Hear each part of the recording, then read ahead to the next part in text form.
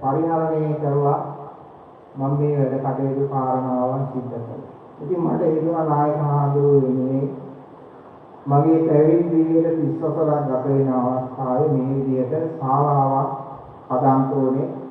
මොකද කඳවුරුවාවේ ශ්‍රී ප්‍රේමරතන ලොකු හාමුදුරුවෝ වෙනුවෙන් අපේ පස්ගම්මන නායක මාහිමිපාණන් වහන්සේ ශ්‍රී ප්‍රේමරතන ශාලාව නමින් ශාලාවක් හැදුවා. ඉතින් මටත් හිතුණා ඒ ශාලාවටම යාබල කරවා උන්වහන්සේ අනුස්මරණය වෙන්න ශ්‍රී පඤ්ඤානන්ද ගුණානුස්මරණ ශාලාව නමින් ශාලාවක් ඉදි කරලා පැවිදිගේ 30 වසරක් ගත වෙන අවස්ථාවේදී මේක සංඝ සතුටවල පූජා කරගන්න ඕනේ කියන බලවත් අධිෂ්ඨානයේ යුක්තව අරමුණේ යුක්තව මම මේ කටයුත්ත සිදු කරන්නේ. මේ 14 පෙරේ දායකයෝ ඔක්කොම ඉන්නවා මම මේ වෙනුවෙන් එක්කෙනෙක්ගෙන්වත් වෙන කෙටයක්වත් කිව්වලා. එක රුපියලක්වත් එක ගහක්වත් මට මේක සඳහා දෙන්නයි කියලා මම ඉල්ලුවා. මම කවදාවත් මගේ ජීවිතයේ තියෙන එකම දේ තමයි මම යමක් ඉල්ලුවා නැහැ කාගෙන්වත්. කාටවත් කියන්න බෑ සුමන්ලාව මේක ඉල්ලුවයි. මම පැන්සලක්වත් කාගෙන්වත් ඉල්ලුවා. මම ඉදිරියට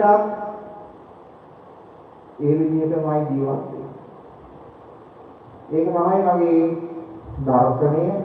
ඒක මේ 아무තු නිර්ව එකක් නෙවෙයි. ඒක තමයි මගේ ජීවිතයේ තියෙන ආත්ම කෘත්‍යය. ඉතින් ඒ නිසා මම මේ සඳහා මගේ මුදල්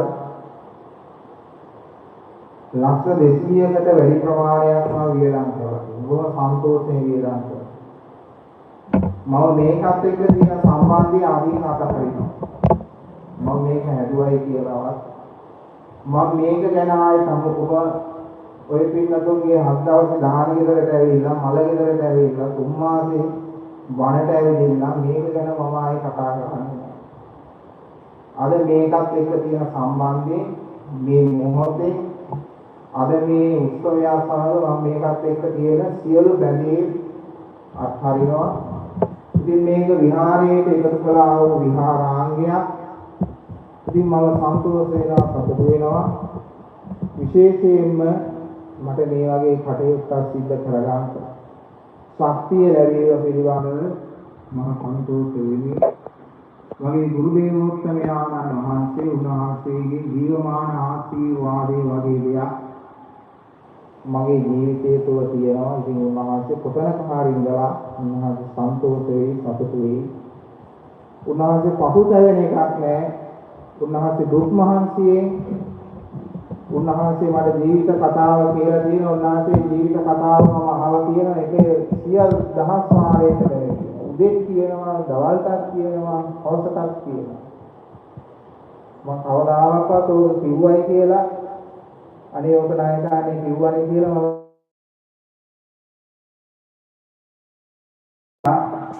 උන්වහන්සේ කොතනක හරි ඉඳලා උන්වහන්සේ පසුතැවෙන එකක් නැහැ. උන්වහන්සේගේ දුක් මහන්සිය ඒ මෙව්වෙක් මට දීමේ උන්වහන්සේ පසුතැවෙන එකක් නැහැ කියන එක තමයි මම මේකෙන් බලාපොරොත්තු වෙන්නේ. ඉතින් මේ දීපම් මාලාව සංවිධානය කර ගැනීමේදී අපේ අත්දැකීම් මාහිමිපාණන් වහන්සේ අපේ ලොකු හාමුදුරුවන් වහන්සේ උන්වහන්සේ මට තවත් එවැනිම ගුරු හාමුදුරු කෙනෙක් හැටියට උන්වහන්සේ මාව ආරක්ෂා කරන් දෙදුණා. මට මේ සියලු පරිසරය සකස් කරලා දුන්නා.